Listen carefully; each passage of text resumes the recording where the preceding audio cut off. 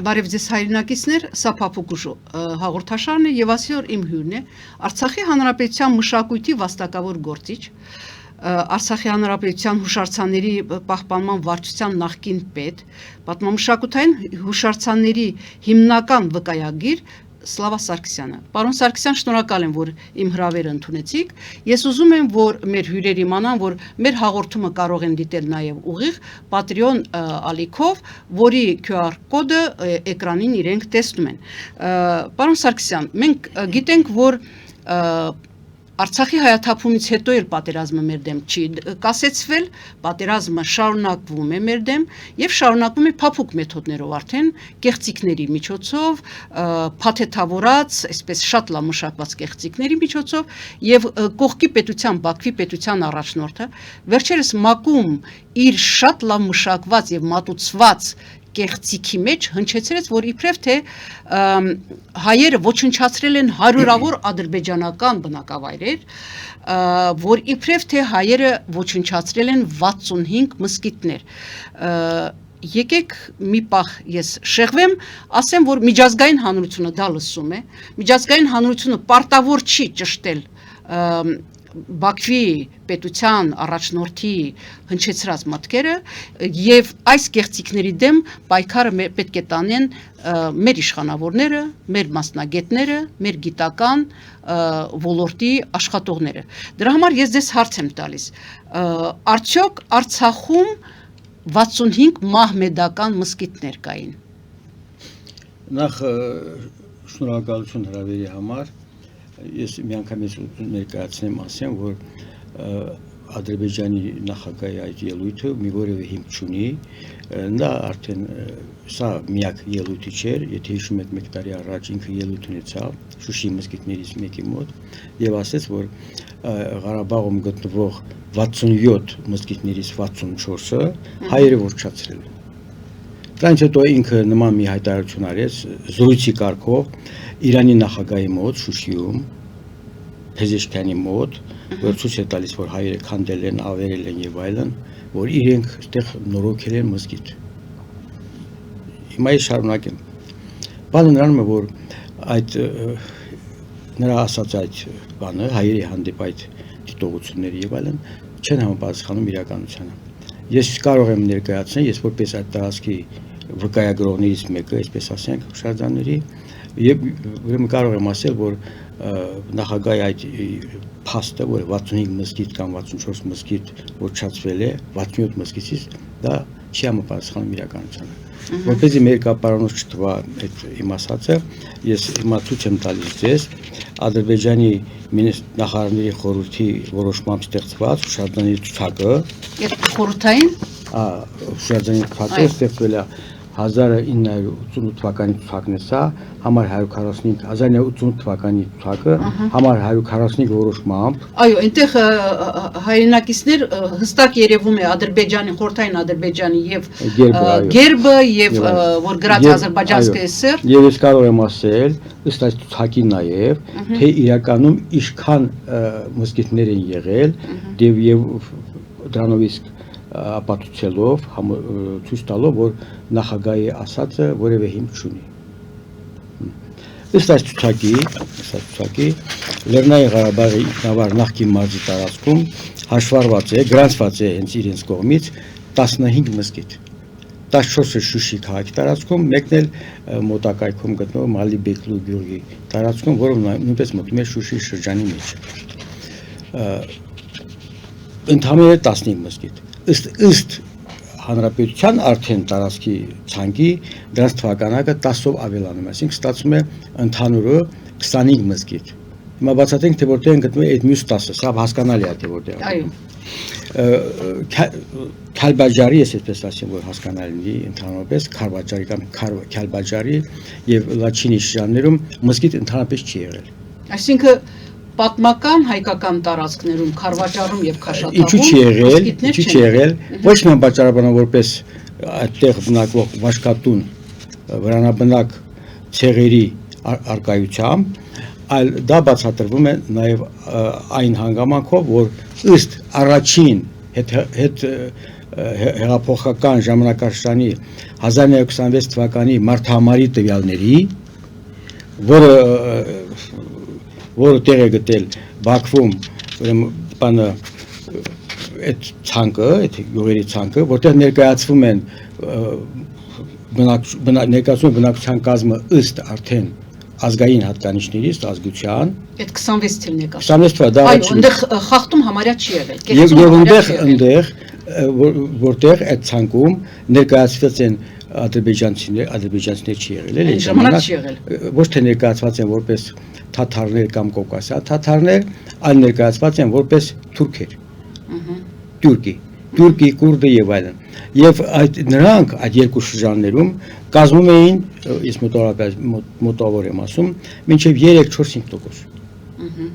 Այնտեղ չի եղել բնակչություն թուրքական։ 26 թվականի տվյալներում չի եղել։ Կրկնում եմ, որ հերոստատիտողի հիշողության մեջ մեխի պես քարվաճար քաշաթաղում չի եղել։ Հա, չի եղել։ Եվ հիմա այստեղ ակտուալիացումի նախադասությամբ կարելի է ասել, որ այդ շրջանը, որտեղ թուրքեր չեն եղել, առանց որևէ կրակոցի այդ երկու շրջանները հանձնել են իրենց։ Դա մի կողմը թողին։ Հաջորդ շրջանը Կուբատլուի շրջանում մզկիթ չի եղել։ Քաշունիկ։ Հա, մզկիթ չի եղել։ Զանգելանի շրջանում եղել է երկու մզկիթ։ Ջաբրայիլի շրջանում եղել է մի մզկիթ, այն նորաշեն, դերևս չավարտված եւ այլն։ Ֆիզուլի հատվածում Արցախի տարածքի հաշվով եմ ասում, այս հատվածում եղել է երկու մզկիթ։ Մեկ եղել է մույն Ֆիզուլիի մեջ, քաղաքի տարածքում, մեկն եղել է Ղարաբաղի այդ իջևանատան տարածքում։ Այսինքն երկու մզկիթ։ Աղդամի տարածքում առավելագույնը եղել է 5 մզկիթ, որից մեկը աղավաղված, ես երևի կխոսենք այդ մասին։ Դրա մասին անպայման։ Այո, կբացեք հետո։ Դա մի իջևանատուն է եղել, որը վերափոխվել է խորհրդային ժամանակներում դարձել մզկիթ։ Այսինքն ընդհանուր առմամբ Արցախի հանրապետության տարածքում արկա են 25 մզկիթներ։ Հիմա շարունակենք նաև հետաքրքիր ստեղա։ Երբ որ մենք գումարում ենք ըստ այս ցանկի Նախճիվանի մզկիթների քանակը, Նախճիվանում գրանցված է 25 մզկիթ։ Կարող եմ հետո մի ուրիշ առիթով ասեմ, որ հայերը ավերել են կամ ինչ են այստեղ շատ է եղել։ Այնտեղ 105 հատ է եղել Ալիևը հորինի։ Այո, այստեղ 25 մզկիթ է։ Ուրեմն ստացվում է 50 մզկիթ։ Այսինքն Նախիջևանն ու Արցախի հանրապետության տարածք իրար հետ ընդամենը 50։ Եվ շարունակենք։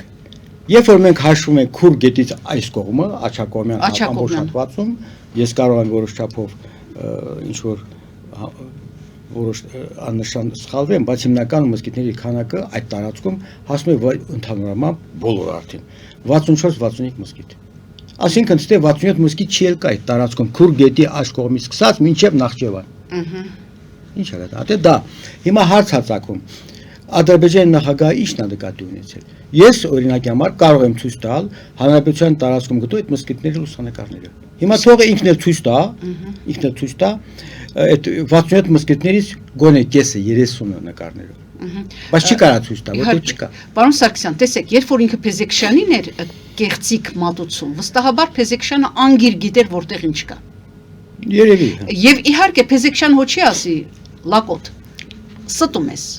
Կլռի կգնա, բայց ակնհայտ գիտի, բայց երբ որ նա մակի ամբիոնից է ասում, այդ ժամանակ այդ լակոտի բերանը փակել է պետք։ Այո, հիմա նախ ես մի բան ավելացնեմ, որը շատ կարևոր է նայել, որ ասում է հայերը ոչնչացրել են եւ այլն, վերացրել են։ Հիմա այդքան մզկիթներ են, այդ մզկիթները գրանցված է եւ ընդհակառակը որևէ խտրականություն չի եղել, լինի մահմեդական, հայկական հուշարձանների պահպանության հետ կապված։ Դա առաջին։ Հատկացվել են հսկայական գումարներ, հուշարձանների հաշվարկման վկայական աշխատանքներ, պահպանության գոտիների կազմման աշխատանքներ, հուշարձանի մաքրման աշխատանքները մահմեդական են։ Այո, իհարկե։ Այդ թվում հուշարձանների մահմեդական հուշարձանի, այս վերջերս գլխավոր վերի մզկիթի վերականգնման աշխատանքները, որը Ալիևը փաստորեն համարում է իրենց կողմից կատարած աշխատանք, բայց իրականում նրա վրա ծախսվել են միլիոններ, 100 միլիոնավոր Արցախի կողմից, որի մասին եւ դա արվել է, ինչ ճիշտ է նա ասենք, եւ դա արվել է այն մարդու կողմից, որ հիմա գտնվում է դատում է նստած է Բաքվում։ Այսինքն Ռուբեն Վարդանյանի միջոցներով է դա արվել։ Հիմա հարց հացակում, այսքանից հետո ո՞րն է այս ամենի նպատակը։ Ես զգում եմ, որ այն ժամանակ եւ սաստկանում են եւ ուժեղանում են Արցախյան հուշարձանների քանդումները, ավերամները եւ այլն, էլի, այդպես մոտավորապես 1000-ից արդեն անցել է։ Տարբեր բնույթի հուշարձան, սկսած հուշադրական կոթողից մինչեւ եկեղեցիներ անցել է, քանդում ավերում է։ Այն ժամանակ նա ակտիվանում է Ադրբեջանի նախագահը։ Այսինքն ուզում է հակադարձել եւ արդարացնել, որ ատե այստեղ բաներ ա տեղում, որ արդարացնի իրենց արածը։ Շուշի մի ցուցահանդես են բացել, բացօթյա, բաց չեմ, մշտական կա։ Այնտեղ տեղակայել են ամբողջ հարթավայրից բերած մահմեդական տապանակներ։ Նաեւ այս կողմից եմ ասում, էլի։ Հիմա բոլոր դեպքերում սա աղավաղում է եւ կանխամտածված պետական մակարդակով փորձում են վերացնել հայկական հետքը։ Ինչպես Նախիջևանը։ Հայկական հետքը։ Հիմա հայկական հետքը թե ոնց է վերացնում։ Պարզա հուշարձաններ, հուշարձանները գնաց։ Հաջորդը պատմական տեղաններ գյուղանուններ։ Այո, ինչպես օրինակ Խանքենդի եւ այլը, որ սկսում է աղավաղել։ Խանքենդին հələ խոսենք, հələ միջև Խանքենդին։ Սկզբնական շրջանում երբ ստեղծվեց արդեն խանական իշխանություն, խանական կառավարում, այն ժամանակ Այդ որ դարում էր, պարոն Սարգսյան։ Խանությունը ստեղծվել է 1748 թվականին։ Դե ընթացքում կասենք թե միջև երբ այո։ Ոնց էր կոչվում այդ խանությունը, ես հերոստատիկով Ղարաբաղի խանություն։ Ղարաբաղի խանություն։ Ղարաբաղի խանություն։ Հիմա դա դեռ կասենք, ավելի հետաքրքիր բաներ կա, ուզում ենք այս բասա բրցնենք հետո էլի, ավարտենք հետո։ Շատ լավ։ Հիմա այսպես է։ Ուրեմն երբ ստեղծվել է աղավաղումը սկսվել է։ Քաշնարած, վրանաբնակ եւ այլն այդ ցեղախմբերը մուտք են գործել, այնքան են տհաս եղել հետամանած եւ անգրագետ, որ ես էլ եմ առնչվել եւ հարցրել, որևէ մեկը չի իմանում թե ինքը ինչ ազգության է։ Ի վերջո նրանց պարտադրել են, հաստատվեք մի տեղ, քոշվորներ է եղել։ Ռուսներն են պարտադրել ժամանակները։ Եվ ինչ է կատարում այստեղ։ Եվ նրանք չգիտեն ինչ ցեղից են պատկանում։ Եվ ինչպես ասում է Գեյբուլայևը, իրենց ուսումնասիրողներից մեկը, ինչքան ցեղախմբեր կան, ցեղեր կան ադրբեջանցիների մոտ։ Այսինքն դա ինչ գիտեք ինչ, հայկական լքված գյուղերում հաստատվել են անուն չունենալու պատճառով անուննելով ցեղային անուն, այդ գյուղերի աղաված անունները մտել են որպես հանդես են գալիս, որպես դրանց ցեղանուններ։ Բարբուշատը դարը Բարբուշատի ցեղ։ Մանուկյու գանձասարազանություն կա, Մանուկլու ցեղ։ Եվ այսպես ինչքան բնակավար, այնքան ցեղ։ Դա է։ Հիմա անցնենք հաջորդին։ Աղավաղումները այսպես եղել է այդ ժամանակ, սմնական շրջանում թարգմանվել է, հիմա չգիտեմ, ասեմ թե չէ, օրինակ այնքան հետամանած են եղել, օրինակ Սխտորաշենը արտահայտել են որպես Շիխտուրսուն։ Հազիվ այդքան են արտաբերել։ Ծովատեղը Զավադղ։ Հետագայում թարգմանություններ, որտեղ մահմեդականներ չեն ապրել, օրինակ Քարինտակը, Դաշալթի, Քարագլուխը, Դաշբաշի, Բերթաշենը, Կարաքենտ։ Ուղիղ թարգմանման։ Թարգմանում է, այո։ Շուշին, Շուշի գյուղը, Շուշաքանդ, Շաքենդ, Մխիթարաշենը, Մուխտար քանդ։ Օրինակ, լիքը շատ կա։ Հիմա հարցը նրանում է, որ այդ աղավաղված անվանումները մտել են շրջանառության մեջ, ինչու, որտեղ նրանք են եղել Ղարաբաղի տերերը, խանական իշխանություններ եւ հասել են աղավաղված կերպով մեզ։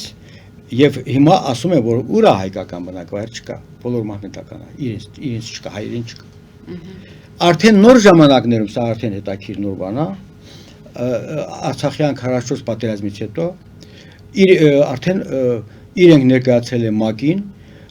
4590 գյուղանուն ամբողջ, մոտ 5000 գյուղանուն։ Ներկայացել ՄԱԿ-ին, որ ցույց տան, որ սա իրենք գյուղը նորից հաստատել։ Այո։ Եվ այդ Արցախի բնակավայրերը բոլորը արդեն համատարած չեն նայում։ Եթե 17 դարում աղավաղված էր, այդ աղավաղվածը փոխել են, հետո դրել նոր անուն, նոր աղավաղված անուն։ Որտեղ մեստեղ են գրավում նաև օբաները, Խանոբա, Ղզելօբա։ Այսինքն իրենք վկայում են, որ իրենք վրանաբնակ են։ Խանոբան, այսինքն իրենք հաշվում են որպես Խանի գյուղ, իբրև դա նոր են դրել, բանը խնուշնակի հետ կապված, բայց իրականում դա Խանոբա վերստուգաբանում կոչվում է Խանի վրան։ Այսինքն ցույց է տալիս այդ խանն էլ որ վրանաբնակ է եղել է, իրոք որ իրականում տենց էլ եղել է։ Եվ դրանք կանխամտածած բոլորը փոխել են, համարյա թե բոլորը, գրեթե բոլորը փոխել են եւ ներկայացնում են պետական քաղաքականությունը դա։ Հուշարձանները վերացնում, որի նպատակն է արդեն փոխել Արցախ երկրամասի Արցախի պատմազգագրական դեմքը արդեն փոխում են դա միջակայքն եւ այդ անվանումները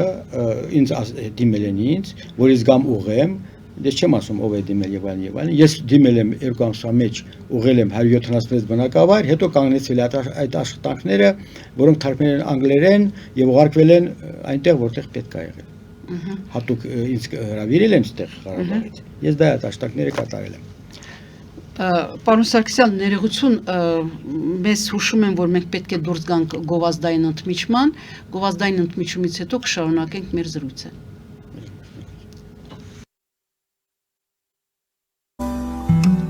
Ֆելիչե ժամանակակից ատամնաբուժական կլինիկա։ Այստեղ հարմարավետությունն ու խնամքն առաջնային են։ Այստեղ կիրառվում են ատամնաբուժական ամենաժամանակակից տեխնոլոգիաներ, ճշգրիտ ախտորոշում, արդյունավետ բուժում, նուրբ փորձառություն եւ անհատական մոտեցում։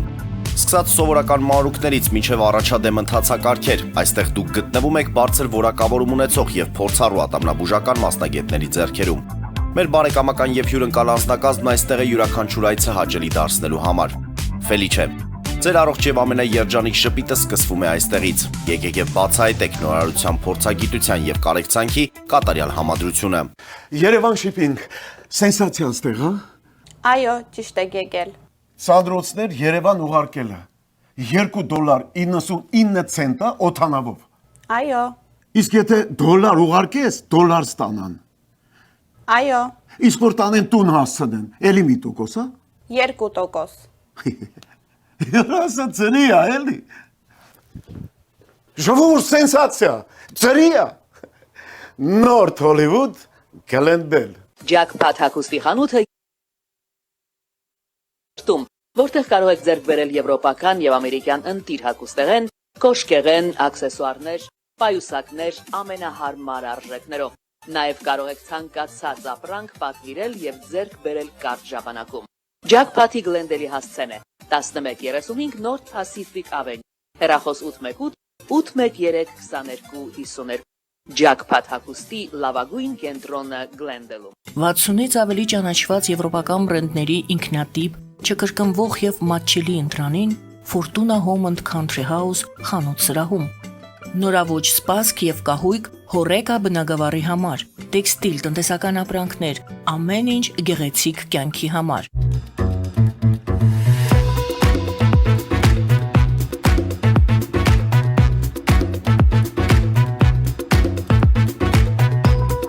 Արարատ ռեստորան, ընտանեկան եւ ընկերական ժամանցի լավագույն հասցե, սիրված արտիստներ, հյուրընկալ մթնոլորտ, հարուստ ճաշացան, անմահական խորտիկներ, Արարատ ռեստորան, հասցեն անփոփոխ, սիրով սպասում ենք ձեզ։ Լավագույն պաղպաղակ, բնական, համեղ եւ մատչելի գներով պաղպաղակը կարող եք ձեռք բերել բոլոր հայկական խանութներում։ Պահանջեք հայկական պաղպաղակ, Թամարա պաղպաղակ։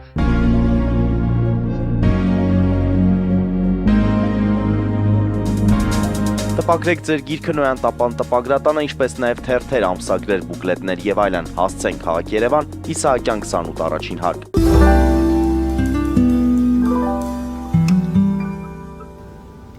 Հայրենակիցներ, ես շարունակում եմ իմ հարցազրույցը Արցախի հանրապետության մշակույթի վաստակավոր գործիչ,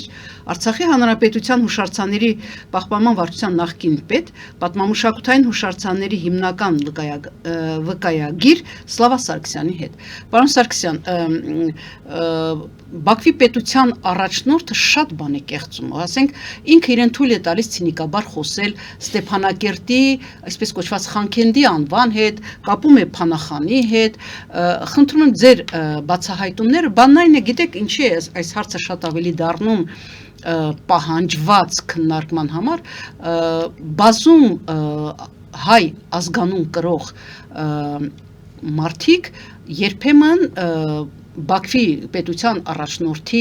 կեղծիքի այդ ջրաղացին ջուր են լցնում, ես վստահաբար համոզված եմ, ինձ մի անգամ չէ որ ասել են, «Էխ Մարիամ ջան, գիտես, փողը խավարի մեջ էլ լույս է տալիս»։ Ես գիտեմ, որ փողը շատ բաների համար է ճանապարհ բացում, նաև այս տիպի կեղծիքի համար։ Ես խնդրում եմ անդրադառնալ Խանքենդի, Փանախանաբադ, ճիշտ եմ հիշում, այդ տերմինները այս որտեղ ծագեցին, ոնց ծագեցին, ինչ կապ ունի Փանախանի հետ կամ ինչ կապ ունի հայության հետ։ Պետք է ասեմ, անմիջապես ասեմ, որ այո, այդ հայտարարությունը նույնպես Ստեփանակերտում մարզադաշտի մոտ կանգնած դա հայտարարել է Ադրբեջանի նախագահը, որ հիմնադրել է խանը, դա կոչվում է Խանքենդի, Խանի գյուղ եւ այլն, թարգմանաբար էլի։ Բայց ես կարող եմ ասել անմիջապես ասել, որ բոլոր նրանք, ովքեր այդ անվանումը Խանքենդին համարում են որպես խանի հետ առնչվող բնակավայր, կամ առնվազն տգետ են, կամ անում են գիտակցաբար։ Ես գտնում եմ, որ երկուսն էլ։ Հիմա ինչու՞մն է բանը։ Ուրեմն, ինչպես ասացինք, աղաղոնի թարգմանությունների մասին մենք խոսացինք արդեն։ Ուրեմն այսպես, նախկինում այս անվանումը գրել է Հանիշեն անվանումը, գյուղանունը, Հանի գյուղ կամ Հանիշեն նույնն է, այսինքն հիմքը Հանն է։ Ինչ է Հանը։ Հան են կոչվել բոլոր այն լեռնային բարձունքները եւ այլն, որոնց վրա, որոնք պարունակում են հնագիտական հուշարձաններ, սրբավայրեր եւ այլն, պարտադիր կարգով, եւ այդ անվանումներն են գրել հիմնականում նշանավոր լեռնային բարձունքները։ Դա լեռնային անուն է։ Տվյալ պարագայում, քանի որ Շուշին ունեցել է մի քանի բարձրավանդակի մասին խոսքը, առնվազն 4 անվանում, եւ այդ 4 անվանումից էլ առաջացել են շրջակա բոլոր 1 տասնյակ բնակավայրերը տարբեր անվանումներով, նույն ամենավաղագույն այդ անվանումից մեկը եղել է այսպես Հանը, որից առաջացել է ձորում գտնվող, ոտի տակ գտնվող Հանոտ բնակավայրը։ Հիմա մենք ասում ենք Հյունոտ, Հոնոտ եւ այլն, բայց ուղիղ Հանոտն է, Հանի ոտին, տակին, ժառի տակ։ Եվ այս Հանոտ բնակավայրը, այսինքն դա ցույց է եղել է ժառի անունը, այսինքն դա լեռնային անունն է Հանը։ Ինչ է ստացվում։ Ռուսները այստեղ հաստատվելուց հետո փոխում է գրագործությունը, ցուցակներ, ինչ որ նույնիսկ եկեղեցական կալվածագրեր, տեղանուններ, նույնիսկ մարդկանց ազգանուններ փոխվում է։ Ասենք Պետրոսով, Ակոպով, Արզումանով եւ այլն ազգանունները փոխում են։ Եվ այդ ընթացքում, այդ իրավիճակում այն բոլոր բառերը, որոնք հ-ով էին սկսվում, անգլերեն ասեմ H-A-N, հան, նրանք այդ հանը բնականաբար աբիբենում հ դարձնելու պատճառով գրում են խան։ Դա իրականությունը։ Եվ այդ խանը շրջանառում է որպես խան, դիտում է որպես խան տիրակալ հասկացություն եւ կապում են խանի հետ, Փանախանի հետ կամ ինչ որ մեկի հետ եւ այլն։ Եվ համարում որ դա խանն է հիմնադրել եւ այդ ուրեմն բնակավայրը, խանի կողմից բնակավայրը, ուրեմն եղել է խանի սեփականությունը, խանապատկան է եղել։ Հիմա ես մի հարց էլ տամ, ասեմ էլի։ Հիմա մոտակայքում մի լեռնային բարձունք էլ կա, որը կոչվում է Բոուր Հան, որը հիմա հանդես է գալիս մինչև հիմա Բոուր Խան։ Խան ինչ կապ ունի դրա հետ։ Մարտունին եւ Հանիշեն, Խունիշինակը եւ այլն հիշատակում են հայերեն Հոնաշեն եւ այլն անուններով Հանիշեն եւ այլն, բայց ռուս պարսկական առաջին երկրորդ պատերազմների առիթով ներկայացվում է որպես Խանաշեն, խիվա գրում, Խանաշեն, Խանիշեն, Խանաչին եւ տարբեր անուններ։ Հիմա որպես իմ ասածները մերկապարոնոց շտվայի եւս մեկ անգամ ասեմ, իմ ձեռի տակ է մի շատ կարեւոր հազվադեպ մի փաստաթուղթ, որը վերաբերում է Իբրահիմ խանի ժամանակներին, սա պատճին է իմ մոտ, արտագրված, Իբրահիմ խանի ժամանակներին 1798 թվականի սեպտեմբերի 11-ի փաստաթուղթն է սա։ Գտնում այս փաստաթուղթը Ստամբուլում, բնօրինակը, պատճենը գտնում է Բաքվում։ Նրանք հրատարակել են։ Այս փաստաթուղթում ներկայացված են բոլոր խանապատկան բնակավայրերը Իբրահիմ խանի կողմից։ Իբրահիմ խանը այսպես է ասում, որ ուրեմն Աղա Մամեդ շահը այստեղ գալու արդյունքում այն է եղել, Աղա Մամեդ շահը չէ, եղել, որ հարձակվել է որ բռնի Իբրահիմ խանին եւ այլն։ Ինքը գալով Շուշի ավերում է այդ ամեն ինչը, ունեցվածքները եւ այլն, փաստաթղթերը եւ այլն, եւ որի արդյունքում ոչ միայն գյուղանունների սեփականության իրավունքը հավաստող գյուղաններն են ասպարեզից կորչում, այլ նաև ջրաղացների հանդամասերի անուններ եւ այլն։ Եվ նա դիմում է Ղարաբաղի գյուղերի քոխվաներին, տանտերերին եւ այլն, որպեսզի նորից փաստաթուղթ կազմեն, կնիկով հաստատեն, որ դա իրենն է եղել։ Եվ այստեղ ներկայացվում են 28 բնակավայր, որտեղ Խանքենդին չկա։ 8 բնակավայր Մարտակերտի շրջանում, 20 բնակավայր այսօրվա Ասկերանի շրջանում։ Եթե դա դուք չկատարեք, իմաստը դա է, Աստված, այսպես ասում, Աստված բարեգութ կլինի, Ալլահը բարեգութ կլինի, եւ դուք կատարեք դա։ Չխափեք էլի, պիտի անեք այդ բանը։ Եվ այստեղ ուրեմն Խանքենդին չկա։ Հիմա դա էլ բավական է ցույց տալու համար, այս փաստաթուղթը, որ ասեմ դա Լեռնանն է եւ այլն, ցույց տալու համար, որ բնակարը Խանքենդի ասելով դա խանի հետ կապ չունի։ Այո։ Անհարմար է, ուղղակի այդ մասին անգամ մտածել։ Բայց կա եւս մեկ ուրիշ կարևոր փաստաթուղթ, Թոմաս Ջորջ Կեպելը 1824 թվականին գտվել է Շուշիում, դերս տեսել է Ստեփանակերտը, որ անվանել է Խաննախին։ Ինչ է սա նշանակում։ Նախ չի կարող Խանքենդի, բայց երկուսն շրջանառվում են, հայերի կողմից Խանաշին էին շրջանառվել այն ժամանակ, մահմեդականների կողմից շրջանառ որպես Խանքենդի։ Ուրեմն դա նշանակում է նախ, որ իրեն ուղեկցել են հայերը, եւ որովհետեւ այդ Խանախին անվանումը, որպես դա նշում է ինքը, անվանումը ձևափոխությունն է մասնագետների Խանաշինի։ Խանքենդին չի կարող վերափոխվել դառնա Խանախին։ Դա 1824 թվականին է, այդ երգը կա, ինտերնետում էլ կա, համացանցում կա։ Այսինքն, ասեմ, ցույց է տալիս, որ Խանքենդին որևէ կապ չունի Խանի հետ։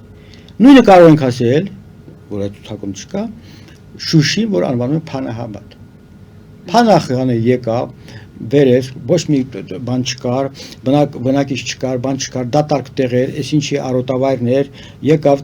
տներ առաջի քարը դրեց, պատը դրեց, հետո դուրս եկավ մի գեղեցիկ տեսարաններ, ինչպես Շուշա, ապակի եւ անունը դրեցին Շուշա, հեքիաթներ էլի։ Հետո դրանից հետո եկավ փոխվեց, դրեցին Փանահաբադ եւ այլն եւ այլն։ Այսինքն իրանք շատ լավ էսպես իրանք համար իրանք վերահաստատման համար շատ լավ պատմություններ են։ Հետո այնքան են հավատում, որ մեկ է սկսում են ակտիվ մատուցել աշխարհին։ Հիմա տեսեք ինչ է կատարում։ Հիմա հետաքրիր էստեղ է։ Հիմա այնտեղ այդքանից հետո ինքը այո, բան չունի, ես խորհուրդ կտայի այդ ասողներին, նո ադրբեջանական այսօր մասնագետներին էլի, եթե մասնագետներին են համարում, նախ բարձեն 3 հարց։ Երբ է Փանախանը որպես խան, ասում է 12 տարի խան է եղել։ Երբ է Փանախանը հաստատվել Շուշիում, որ թվականին, որ երբ հաստատվել, քանի տարի է մնացել Շուշիում, որպես կառավարիչ խան, եւ որտեղ է եղել նրա նստավայրը։ Կարող են ասել, իրենք չեն կարող, համանդապես չեն ասում, ասում են Փանախանը եկավ 1750 թվականից մինչև 1760 մինչև 1760 որոշ տեղերում 1763 խան ա եղել ինքը իբր թե։ Բայց նրա գերեզմանի վրա գրված է, որ նա մահացել է 1758 թվին։ Գերեզմանոցը որտեղ է։ Գերեզմանի ինձ թվում է պետք է մի քիչ անդրադառնանք Աղդամի հարցը։ Հալա շարունակեմ էլի, հետաքրքիր կլինի։ Փանախանը իրոք եկավ այնտեղ կազմեց ուրեմն եւ իրենց այդ կառուցապատմանաշտակները իրեն փաստական չի, այսինքն իրենց ցեղակիցներին բնակեցրեց այնտեղ քոչվորներին, այդ թաղամասն էլ կոչվեց նաեւ խորհրդային ժամանակներում որպես Քաչալիրալ Մայլասի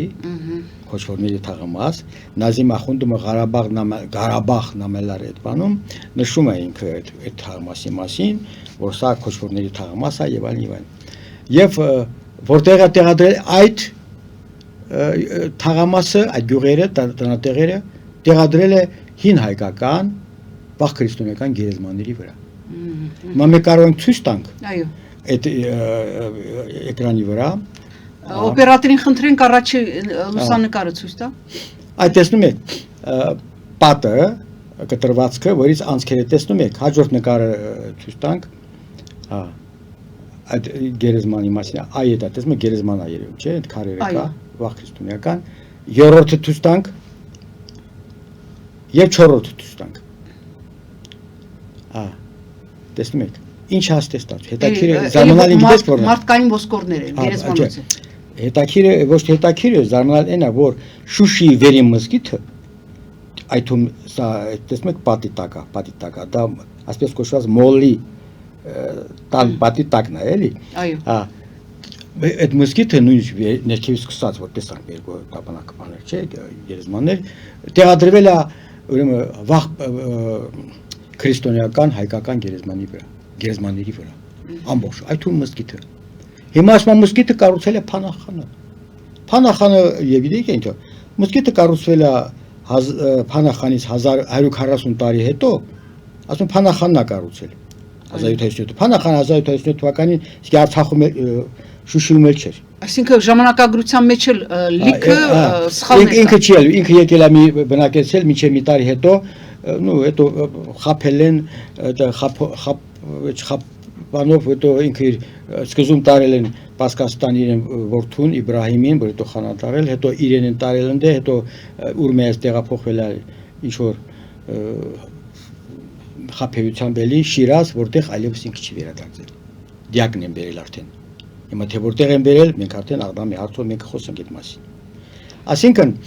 սա խոսում է այն մասին, ինչ որ մենք տեսանք, իսկ այս ընկերը որ էկրանում պատկերված է, ինքն է հայտնաբերել, դա հուշարձանի նվիրյալ Հովիկ Բեգլարյանն է, որը բավականին ազգանվեր աշխատանք է կատարել, ի հայտ բերելով շատ ու շատ հուշարձաններ Արցախում։ Մենք հիմա ինչ ենք անում, տեղափոխվում ենք Շուշի, թե տեղափոխվում ենք Շուշին արդեն բան է, տեղափոխենք Աղդամ։ Տեղափոխենք Աղդամ։ Հարցը նա է, որ Աղդամը համարում են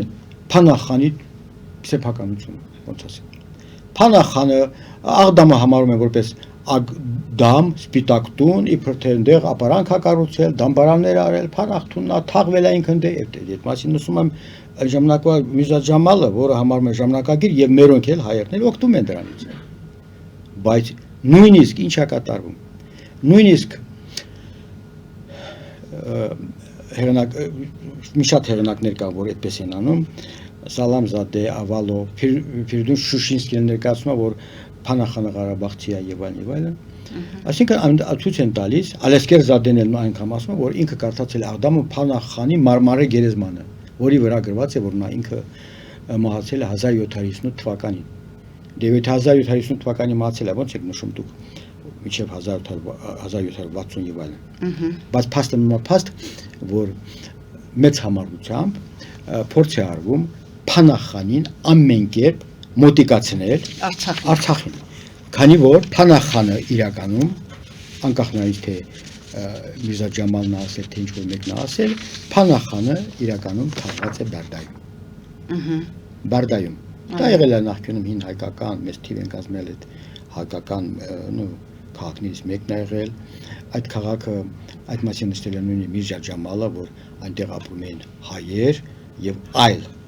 բնակիչներ, բայց 1959 թվականի Ադրբեջանի թարգմանությամբ Միրզա Ջամալի այդ բարբերությունը փոխվել է, հայերի տեղը գրվել է ալբանացիներին ապրել, աղավաղում է։ Ուրիշ աղավաղումներ էլ կա, իսկ աղավաղումների մեջ իրանք համառ են եւ հետեւական։ Հիմա ինչ է ստացվում, ես ուզում եմ դա կարդամ։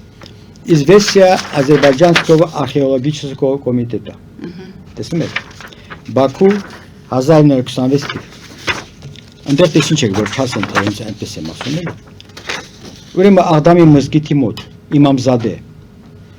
в мечети եւ այլն բնակարանում в одной из них находится могила Панахана Шушинского, который умер в Ширазе и был перенесен сюда. Դա փաստա, թող իրենք էլ ակաժներին օղանեն եւ մերոնք էլ ակաժներին օղանեն, ովքեր այդ ընկարտիկն են հայտնում, որ հիմք ընդունելով Միրզա Ջամալի հրապարակումները։ Իսկ դուրս դա կապ չունի Փանախանի, դա բացատրում են նաև այլ պատճառներ, այլ հանգամանքներով։ Աղդամի ընդհանրապես այդ անվանի մեջ ունեցել պատմականորեն, սպիտակ տուն դա սխալ է, ուրիշ աղդամներ էլ կան։ Աղդամի նախանուն եղել է Ագդան, հայերեն Ակնա, արաբական աղբյուրներում Յակտան, հայկական աղբյուրներում, որը բոլոր մի քիչ աղավաղված տեղեր կա, որը ինձ օգնել է այդ հարցում Երջանկայի շատակ Տեր Մատենադարանի աշխատող Գևորգ Տեր Վարդանյանը Յախթան երկու ձև կարել Յախթանը նշանականք է։ Այսինքն եթե դա հաշվենք, արդեն 4-րդ դարից հիշատակվում է։ Այսինքն, բայց դա ոչ էս Աղդամը, որ 20-րդ դարից կա մի քանի տուն ա եղել, այլ բուն հին բնակատեղին, որը գտնում է նրանց քիչերով։ Հաջորդը, այսօր Ադամի հետ ինքը կապ չունի։ Դա բացառված երևույթ է։ Դա բացառված, ուղղակի ծիծաղելի է։ Այն ինչ որ այնտեղ կա, ես չեմ ուզում խորանամ, այդ ապարանքը եւ այլն, դա նորոգվել վերափոխվել է խորհրդային ժամանակներում եւ այլն։ Դե խոսքով դամբարանները եթե այսինքն իրենք ուզում են ինչքան հնարավոր է բարդայից մոտիկացնես թե իրենք իմանալով որ ինքը բարդայում է, բայց կարդում են ասում են ես տեսել եմ կարդացել եմ Աղդամում։ Ինչու ես բերում ստե, ուզում եմ Բերձեն դարձնել Ղարաբաղցի։ Իրեն տարել իրեն հարազատ միջավայր։ Խանախանին Ղարաբաղցի դարձնելու համար Բարդայից նրա գերեզմանոցը բերում են հասցնում ակնա։ Հա, բեր հասցնում ակնա, հասցնում։ Բայց ինքն դեղ է։ Ինքն ընդ դամբարան էլ չունի, դել ասեմ։ Հա։ Բարդայում չունի դամբարան։ Դամբարան չի գերեզման է, ուղղակի մսկիթի մի անկյունում գերեզման։ Հա։ Հիմա անցնենք հաջորդ բարբերությունը, ասպես կոչված Փանախանի գործունեությունն եմ ցույց տալիս, որ կապ չունի, էլի հետո։ Ասկյանի մասին, որ ժամանակ ունենանք, կասենք, ընդեղ էլ կա։ Փանախանի գործունեությունը Բայաթ եւ մյուս Շաբուլաղ ամրոցների հետ կապված։ Բնականաբար պարզ է, Միզա Ջամալի ասածները հիմք չեմ ընդունում։ Միզա Գյոզբեկը համատաբար ավելի ճիշտ է ներկայացնում։ Ինքը ասում է, որ նախ ինչ է եղել։ Փանախանը եղել է Նադիր Շահի մոտ մունետիկ։ Գույր էլի, որ գոռում ասում ասենց եւ այլն, շահի հրովարտակներ եւ այլն։ Մի գեղեցիկ մի օր ինչպես ասում են, նա մասնակից է դառնում իր շեֆի Նադիր Շահի դեմ կատարվող դավադրությանը։ Նադիր Շահը դա իմանում է եւ ինքը իմանալ որ Նադիր Շահը որ իմանա իրեն պիտի կախաղան բարձրացնի, ինքը օգտվել արից որ Նադիր Շահը գտնում է Խորասանում, ինքը փախնում գալիս է Ղարաբաղի կողմերը, հետևից գալիս են վրեն չեն կարող գնում թաքնվում է Քուրձախ ափնյակում։ Շաքիի կողմերը։ Հետո որ Նադիր Շահին սպանում է 10 տարի հետո մոտորապես 1738 թվականին ինքը ուրեմն դες իջնում է եւ հաստատում է Բայաթում։ Միանգամից չի հաստատում է Շաբուլաղում։ Ինչու՞ չի հաստատում։ Որտեղ տարածքը հայերի ձեռքն է եղել։ Չի կարող անել։ Շաբուլաղում էլ ինքը կառուցում է խրամատներ, թաքստոց, Միզա Գյոզբեկն է ասում։ Հետո այդ թաքստոց բաները պալատա ինչ որ կառուցում եւ այլն, այնտեղ հաստատվում է, հետո դա վերափոխում, հետո ինքը միանգամ էլ ասում որ ամրոց է կառուցում, բայց նախնական որ գալիս է դա է կառուցում։ Եվ այնտեղ ուրեմն 5 տարին դեմ մնում է։ 5 տարուց հետո ինքը որպես տեղ կայուն իրեն ապահով տեղ չի եղել, դա փոխում է Շաբուլաղ եւ սկսում է կառուցել Շաբուլաղի բերդ։ Իբր թե։ Եվ դա լինում արդեն 51-52 թվականին։ Եթե ասում ես թե Աղդամը կներեք, ասում եք դե Շուշիում հաստատվել է 50 թվականին, արդեն 51-52 թվականին ինքը ստեղ էր արդեն։ Հələ չէր գնացել այնտեղ։ Եվ մա բերսենք մի այլ օրինակներ այդ կապակցությամբ, այլ աղբյուրներ։ Աղբյուրներ չի, ուղղակի գրականություն գրվածքներ է, էլի։ Ռուսական գրված։ Обозрение российских владений за Кавказом։ Սանկտ Պետերբուրգ 1836 թիվ։ Կարդում եմ ինչա գրված ընդ։ Ռուսերեն կարդամ, որպեսզի ավելի ընկալելի լինի, էլի որոշ շրջաններում։ Сначала Панахан имел пребывание в крепости Баят, сейчас мы имел пребывание. Потом жил в крепости Шабулах, основанной Шахом Надиром. Այսինքն Շաբուլաղի այդ ագրեպոստը բերդը հետո տեղափոխում է հաստատում է տեղափոխում դեպը որը հիմնադրել է Բանիր Շահ։ Նույն բանը գրված է Վեդենբաուի մոտ Շաբուլաղի կապած։ Նույն բանը գրված է Դուբրովինի մոտ, բոլոր աստեղից հանել եմ դա։ Ասամիրոպե Դուբրովի մոտ։ Նույն բանը գրված է, բայց մի տարբերությամբ, ավելի հետաքրքիր տարբերությամբ։ Մադամ դե Շանտրի մոտ 1896 թվականին Ֆրանսիայում լույս տեսա գիրք հատուցել Մադամ դե Շանտրի ուղեկցություն իմաստը եւ այնտեղ ինքը ասում է որ Շաբուլաղը ոչ թե կառուցվել է Նադիր Շահի կողմից այլ վերականգնվել է Դանշնակը որ այնտեղ եղել է մի այլ ամրոց բնակավայր մի շոր մի ապարանքատիպ եւ այլ եղել է այնտեղ բարձա վերականգնել է ինքը բայց ինչ է եղել դա ես ուղղակի ուսումնասիրել եմ դա Եկել եմ համոզվել այն համոզման, որ այստեղ եղել է մողոլական Հուլավու խանի ապարանքը։ Ով գտնում է, որ դա այդպես չի, խնդրեմ թող ուսումնասիրի Վարդան Բարձրաբերդի նկարագրում ամբողջ տարածքը, այդում շրջակա Ժարափոր համալիրը, գանձակեցի, թե ինչպես են կառուցել պալատը եւ այլն, նաեւ ինչ որտեղ նաեւ Ստեփանոս Օրբելյան, որտեղ ինքը ներկայացնում, որտեղ լավոխանու դիմելա, որպեսզի այնտեղ օգնի եւ այլն սմբատ իշխանի եւ այլն։ Նաեւ ինչու՞ չէ, չամչաններ թողերցեն նայեն եւ բարձեն, որ այդ գավառը իսկականում ինչ է եղել, որ լավոխանն է եղել։ Թափես մողոլները այդտեղ այդ կողմերում հաստատվել են 2 անգամ, 2 տեղ։ 1233 թվականին Բարդայում, 1260 թվականին ստեղ։ Իհարկե նախկինում այնտեղ բանակատեղի է եղել հագին։ Այնտեղ ավելի վաղ եղել է Վաչագան բարեպաշտի 5-րդ դարում նստավայրը նստոցը, որ ասում են թե դուտական, որ ասում են, տանում են դուտական Արցախի հատվածում, դեռ բարձ քաղաքացիներն նշում այ արդեն ուրիշներն են նշում, որ դուտականը գտնվում է հաստատեն Արցախի ուտիքի ստանամերձ գոտում քաղաքատույքից հետո եւ համապատասխանում աստեղ, որ եղել է Արցախուտիկ միացյալ թագավորության ղեկավարը, թագավորը, որտեղ ինքը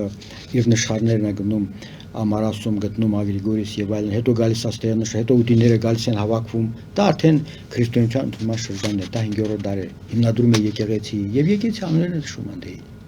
որ հիմա բացված է պեղումն է։ Դա մեկ։ Այսինքն եղել է, դրանից հետո բյուզանդական բանակն է այնտեղ հաստատվել, դուտականում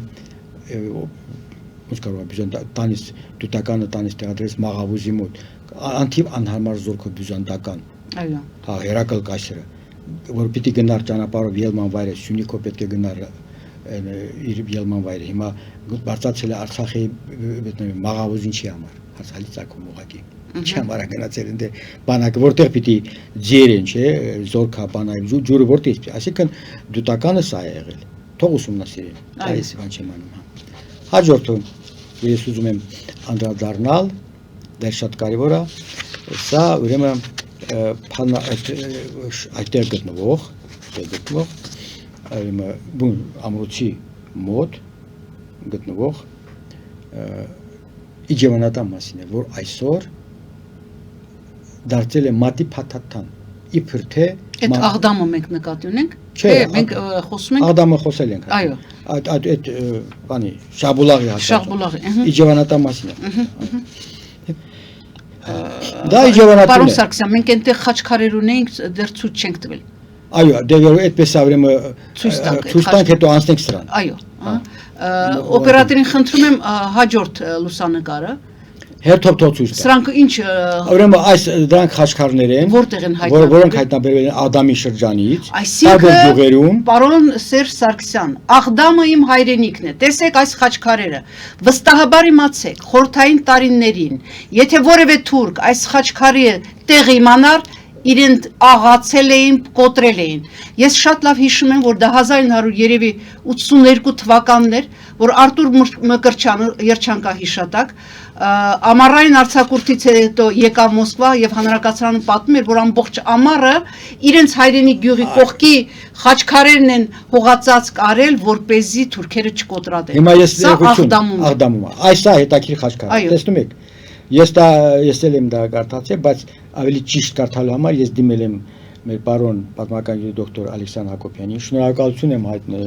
որ ինքը ընթերցել է որոշ բառերից մի քիչ արձանագրություն կա խաչքարը։ Արձանագրությունը գրված է, էլի, զգործող խաչիս մարտիրոս եւ այլն, այսինքն գործողը դա ցույց է տալիս գործող, էլի, ոնց որ ասում է կարպետա գործում։ Այո։ Գործում, այսինքն գործում է այդ խաչքարը նա է արել, մարտիրոսն է արել։ Այո, շատ գեղեցիկ։ Հա, եւ դա գտնում է Աղդամում, ընդ որում մյուսը ցույց տանք, դա ցույց է տվել, թող տենց մնա, դա գտնում է Աղդամում եւ հետա զարմանալին աստե գիտեք որն է։ Ուրեմն հայկական խաչքարներով գերեզմանոցը սրբվել է, դզվել բուլդուզերով, այդպես ասենք, էլի։ Նրա առանց որևէ բանի, այդ գերեզմանների հայկական գերեզմանների վրա տեղակայել են մահմեդական տապանները։ Դե ինչ է կատարվել։ Իսկ այս սալատապաններով, այս ամբողջ քարեր մարեր եւ այլն սրբել գցել են միան։ Իրենք չեն տեսել, որ արանքում տես մի խաչքար կա։ Դա տենց է եղել։ Այսինքն դա գտնում է այնտեղ Աղդամի շրջանի տարածքում է։ Կան իհարկե եւս 2-3 խաչքարներ, որ մենք չկարողացանք ուրեմն այլ ֆորմատի լինելու պատճառով չկարողացանք ցույց տանք հիմա, այդ կային տենց խաչքարներ։ Դա մի մասն է դերևս սա, էլի, ուզում ասեմ։ Հիմա այդքանից հետո, այո, իրոք դուք ճիշտ ասացիք, որ այստեղ ոմն մեկը ի վերջո թող գիտակցի, եթե չի իմանում գոնե լռի, որ Աղդամը իր շրջանով հանդերձ եղել է ամբողջությամբ Շաբուլաղով հանդերձ այդ տարածքով եղել է հայ մելիքների իշխանության տակ, հսկողության տակ, մելիքների ձեռքն է եղել։ Նույնը վերաբերվել է նաև Շաբուլաղը։ Դրա համար Փանախանը գնալ ոչ Միրզա Ջամալն ասել է Շաբուլաղի հետ կապված, որտեղի Շաբուլաղի Դառնակուտի բնակությունը Փանախանի նկատմամբ մշտական ատելության եւ թշնամանքի մեջ է։ Ինչ է նկատի ունեցել։ Պարզը հայերին է նկատի ունեցել։ Եթե թշնամանքի մեջ է եղել, այդ ինչպես հաջողվեց, որ այդ շենքը, իջևանական շենքը, որը ջրի վրա ընդհանրապես տենց բան չեն տեղադրում, որը եղել է նշանավոր բանակումների վայր եւ այլն, որը չի եղել այնտեղ մամեդական բնակություն կամ գյուղ, ինչպես ստացվեց, որ դա դարձավ մզկիթ։ Եվ այդ շենքը դուք համարեք մզկիթ։ Չէ որ նույնիսկ Իսմայելզադեն է գրել, որ դրանք վարել են քոչվորական կյանք, նույնիսկ 19-րդ դարի երկրորդ կեսին 60% այդ կողմերի դերևս պահպանում իր քոչվորական կացուցաձևը։ Դեռ չենք ասում, որ նոր դար թերթում նույնպես կա այդ հաղորդում, որ ընդհանրապես քոչվորները, վաշկատունները, վրանաբնակները անցել են հաստատաբնակ կեցության 19-րդ դարի երկրորդ կեսին։ Փանախանի ժամանակ մասսայական քոչվորական կյանք էր, ինքն էլ էր քոչվորական կյանք վարում, տեղից դեն թափառում, ավարարումներ եւ այլն։ Փանախանի ժամանակ հիմա մենք ցույց տանք այդ շենքը, այդ շենքը ցույց տանք։ Հաջորդը խնդրում ենք։ Այս շենքը։ Ինչ գեղեցիկ հայկական ոգով կառուցված շենք է։ Հիմա տեսեք, Փանախանի ժամանակ կարող է տեն շենք կառուցել։ Իհարկե ոչ։ Նման սյուներ եւ այլն։ Մանավանդ ու ասեցին քոչվորներ են եղել, ոչ մի բան եւ այլն, հայերն են եղել եւ այլն։ Հիմա որպեսզի իմ ասածների մեր կապարանոց չթվա, մեր մասնագետներն են, մեր ճարտարապետներն են կացին, սա իջևանատուն է։ Իմ ձալուց ես մոռացա, որ Ղևոն Դալիշյանն էլ է ասել, որ այդ Նադիր Շահն է այդ ամրոցը կառուցել, դա անցանք լավ։ Մեր ճարտարապետներն ասել են, ինչ վերաբերում է սրան, ուրեմն ասել նշել են, որ սա իջևանատուն է։ Լեոն իհարկե միտես սխալվել է, հիմք ընդունելով Միրզա Ջամալի, բայց հաջորդ հատորներից մեկում ինքը գրել է, որ ինքը նույնիսկ մի գիշեր այնտեղ անցկացրել է, ասեն գիշերել է այնտեղ, եւ դա համարվել է որպես ճանապարհային փոստային իջևանատուն։ Լեոն նույնիսկ։ Հետո պետք է այստեղ նաեւ ընդգծենք, որ ընդհանրապես որ կա նաեւ մի այլ կարևոր փաստ, լավ, իմ ասածներին չեք հավատում, մի հավատացեք։ Ես գտնում եմ, որ տենց է ջրի վրա աղբյուրի անմիջապես մզկիթ չի կառուցում, փաստերը ասեցի։ Այո։ Մանավանդ երթիկ ունի եւ այլն։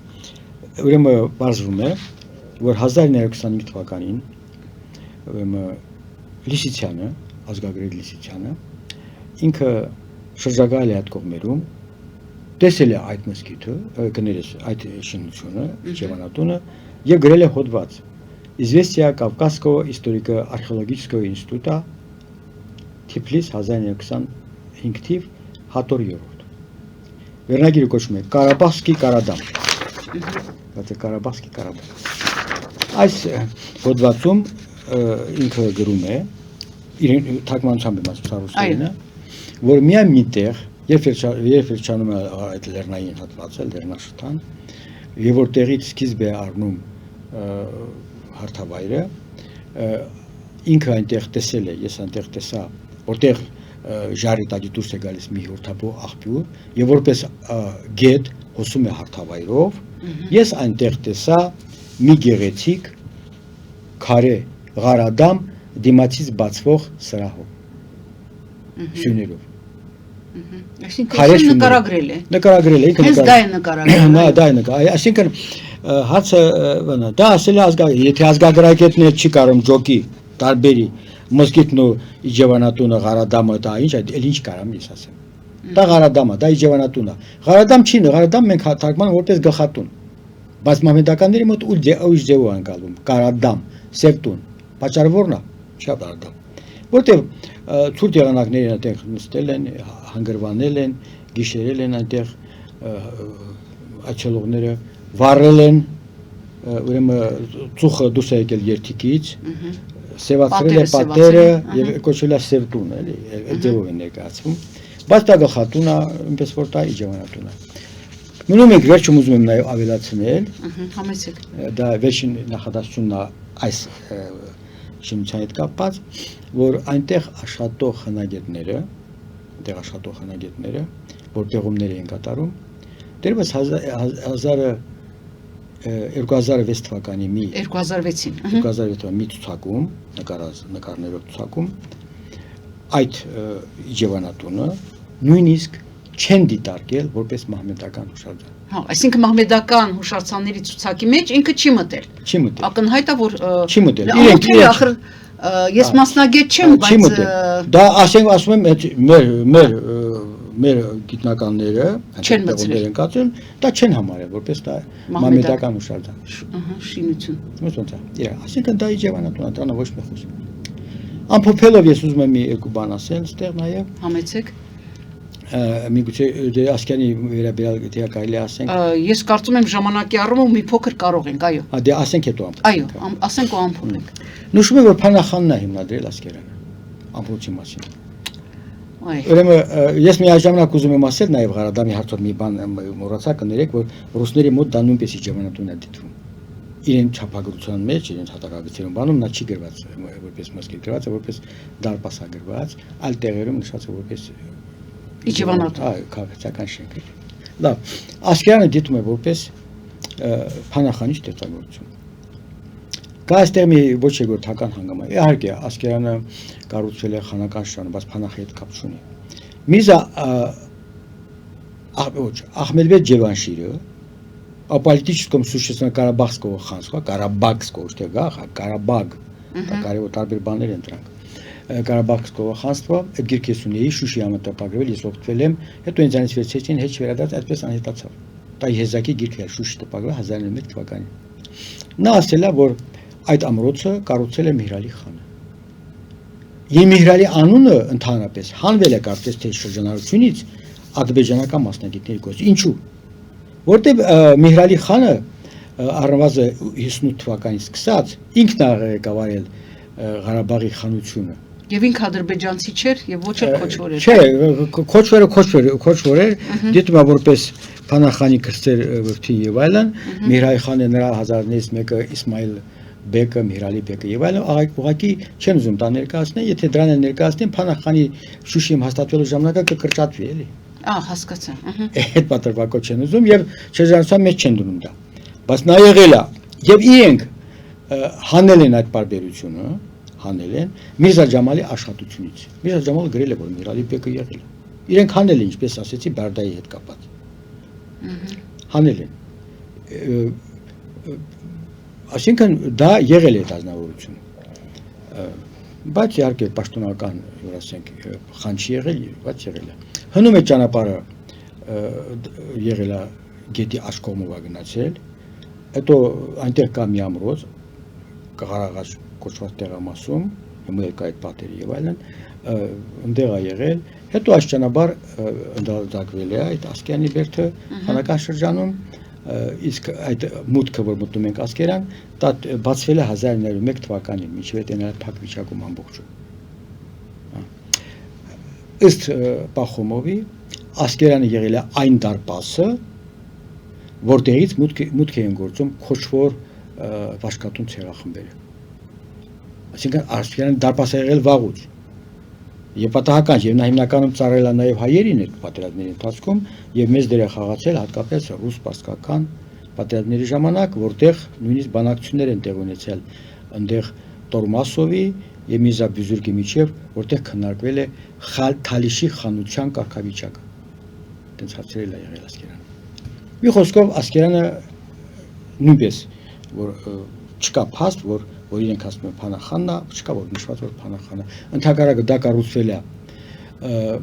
Վարանդայի եւ Խաչենի հովտում գտնող մերձակագյուղի բնակիչների կողմից, հետագայում որպեսզի վտանգի դեպքում որ ամեն անգամ եկել են որ պաշտպանվեն եւ այլն դժվար է եղել, որպեսզի մշտական բնակչությունի պաշտպանություն լինի, այնտեղ հիմնադրվել է Ասկերան բնակավայրը։ Եվ հիմա դա այդ բանով էլի հիմա այդ դրա հիման վրա։ Պարոն Սարգսյան, եկեք ժամանակի առումով նաև, եթե ինչ-որ բանն եք ավելացնենք եւ Հիմա մեր սահմանափակենք։ սահմանափակենք, հիմա ես մի նախադասություն ասեմ, ամփոփման կարգով ասեմ, էլի։ Այսպիսով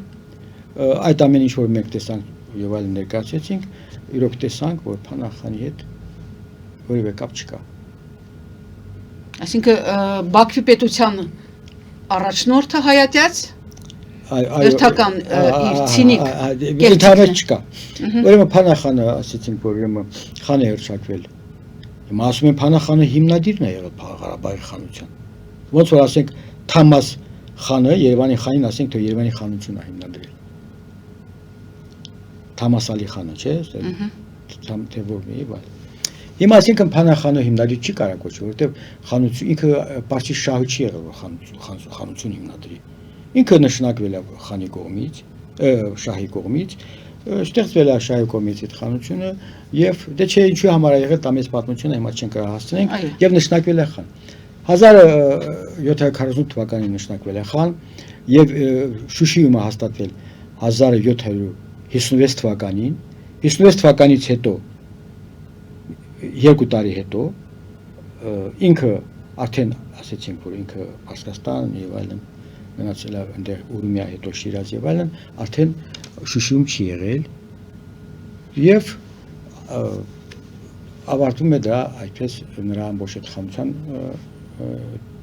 ժամանակաշրջանը այդպես անփարունակ կերպով եթե կարելի ասել եւ միակ վերում են այնտեղ թաղում են ինչպես ասացինք Բարդայում այդ բոլոր ասեցինք բոլոր դեպքերում այսպեսին է եղել Փանախանը մի որևէ ներդրում չի արել շինարարության ասպարեզում եթե մենք ասենք թե որ Շաբուլաղը ասում են ինքն արել մի տարվա մեջ Շաբուլաղն է կառուցել տեղում 52 թվին ասենք այսինքն իրանց հորինած պատմությամբ Շաբուլաղն է ստացել բաղնիկներ է կառուցել իբրև թե այո այստեղ մզկիթներ է կառուցել մի քանի մզկիթ դա է կառուցել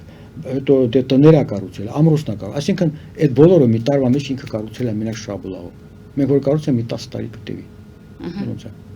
իսկ ընդհանուր առմամբ փաստորեն ստացվում որ ինքը կառավարել է ինչքան կառավարել է եւ այլն ինքը մոտ 10 տեղավայր բնակավայր ինչ որ ամրոց եւ այլն հիմնադիր եւ այլն բոլորը ինքը ինչ որ ասում են դա չի համապատասխան իրականություն իհարկե աղավաղում է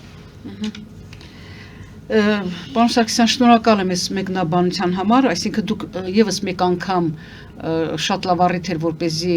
Բաքվի պետության այդ հայատյաց առաջնորդի կեղծիքը բացահայտեք տեսնենք թե ինչքան է ինքը հայատյաց որ ամեն կերպ փորձում է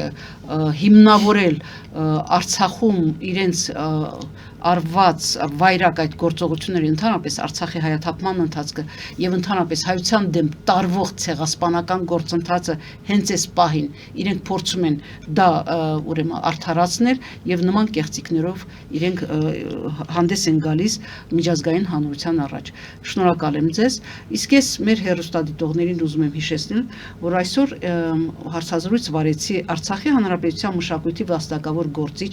Արցախի հանրապետության հուշարձանների պահպանման վարչության ուրեմն նախկին պետ պատմամշակութային հիշարձանների հիմնական վկայագիր պարոն Սլավա Սարգսյանի հետ։ Շնորհակալություն, ստեսություն։